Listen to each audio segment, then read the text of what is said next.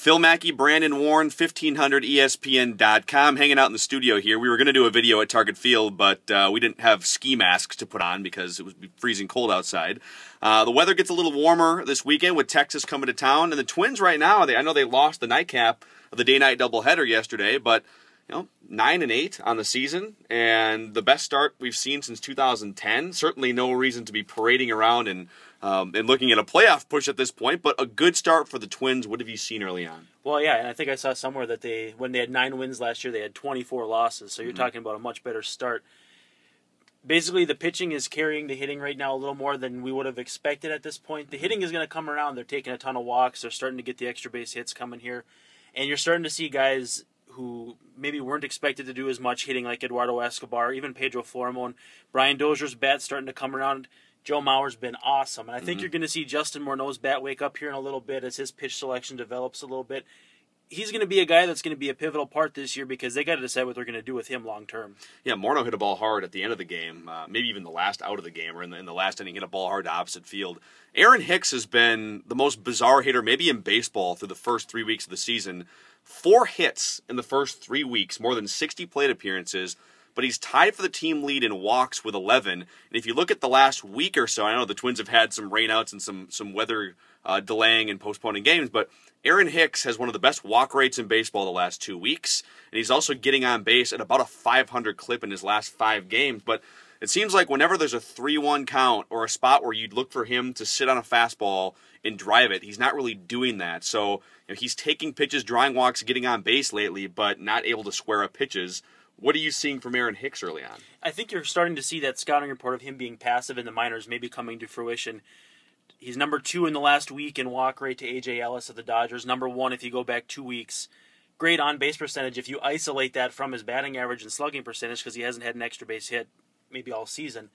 But I don't think he has. He's got 4 singles. Yeah, it seems like all of them drive in runs, but 4 singles. Well, and national people that I talk about his batting average on balls in play being so low, but to me, that's more of a byproduct of him not really putting good swings on anything either. He doesn't have the regression potential of a guy who's scorching everything. He's not swinging at enough pitches for there even to be regression potential. And at this point, he just looks like a guy who's going to take his walks and either the swing will come around or he's going to have to get shipped out.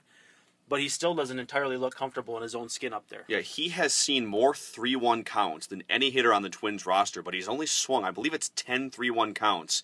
And either 2 or 3 swings on those 3-1 counts. Now, we could go back and look at the film. I'm sure he's seen some breaking balls in those situations and pitches that he's not looking to swing at. But it'll be interesting to see what they do because Mastriani comes off the disabled list in a little over a week unless he needs a rehab assignment. Beyond that, you'd have to go down to Clete Thomas, who's not on the 40-man roster, to replace Aaron Hicks in center field. So we'll keep an eye on Aaron Hicks the next couple weeks. Pitching-wise, boy, Kevin Correia, I mean, it's 4 starts, so let's not get too excited here, but Kevin Correia, the entire season with Pittsburgh last year, 3 starts where he went 7+ innings. He's already had 4 in his first 4 starts to start the year. Sustainable or not in your mind? Well, it's still hard to tell. The ground balls are going to be nice because you're going to have guys up the middle who can pick it all season long. Basically, all 4 guys that can play middle infield are going to be solid defensive players. I think to keep the walks down, that's a career trend that the walks are starting to...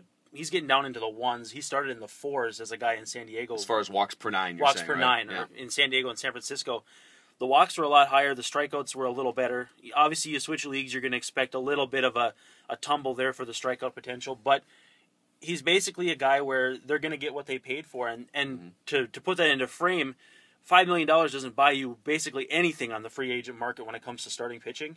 So the Twins will get what they pay for, and from this point on, it's still up in the air. We saw, like I said on the Sports Wire a couple days ago, Ramon Ortiz did this same exact thing in 2007. He didn't even finish the season in the rotation or even on the team. So it's fun to kind of get excited about what he's done so far, but at the same time, he's not out of the woods. Yeah, if Kevin Correia was stock, I would be selling Kevin Correia stock right now, but credit to him for the good start. Mike Pelfrey, about 11 months removed from Tommy John surgery, 11.5 months removed. And you saw the velocity touching 93, depending on what you think about the guns in spring training.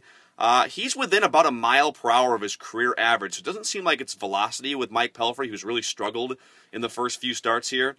Not as much movement. certainly never been classified as a strikeout pitcher, and those strikeout numbers are down even more, strikeouts per 9. But Gardenhire gave the vote of confidence last night, and Pelfrey pulled no punches, said this was completely my fault, and Gardenhire said he's staying in the rotation. But how many more times do you run him out there if he's just not competitive like he wasn't last night? Yeah, Gardenhire didn't hesitate when he said that, but at the same time, Gardenhire's known as a player's manager who's going to go to battle for his guys. I think Pelfrey says he's 100% healthy. I don't know if he's going through a dead arm period. The velocity, though, would make you think he's probably not. He's just not executing, and it might just boil down, frankly, to skill set. He's not missing any bats, had something like 5 swinging strikes yesterday, 3 in the zone, 2 out of the zone, or vice versa. So you're looking at a guy whose skill set isn't to miss bats, not getting enough ground balls hit right at guys, and he's just getting basically blasted in the strike zone, and when he's missing, nobody's swinging at him. Because if you look at his plots, everything that's out of the zone is so far out of the zone that they're not even swinging or offering at it. And that's the thing with guys like Pelfrey, throw Nick Blackburn, Kevin Correia, Rick Porcello, contact pitchers who rely on weak contact. And if you're not getting that extra bite at the end of maybe that mile an hour or two makes a difference, because if he's not getting that extra bite at the end of the pitch, he can't finish the pitch and get that extra bit of movement, then hitters are going to square him up a lot more easily.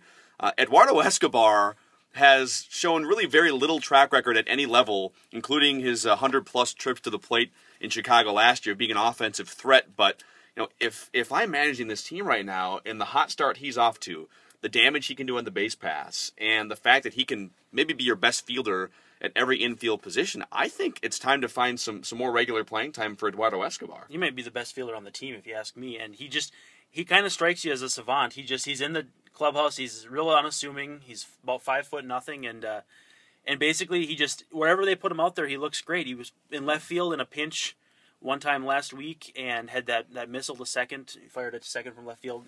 Hasn't practiced at left field for any regular stretch of time, and he just looks like he belongs. And it's kind of funny. I think one thing that I'll say for sure is I'm not going to evaluate another Terry Ryan trade based on stats alone ever again, because you would have never seen anything out of Escobar in his stat profile that looks like a guy who would even be a good utility guy. It's just these guys come up, they get put into the role that maybe they can succeed better in, and right now I think the Twins probably won that trade with the White Sox, which is almost unfathomable here months later. Especially because now Francisco Liriano is not pitching for the White Sox anymore. And, if you're the Twins, I know a lot of people are going to say, Pedro Flormon is the one who should watch his back at shortstop, and I totally agree. But Trevor Plouffe is a guy, if he doesn't start picking it a little more cleanly on defense, first of all, he's going to have to keep up with the production offensively, but maybe Plouffe is a guy who has to look over his shoulder. That's Brandon Warne.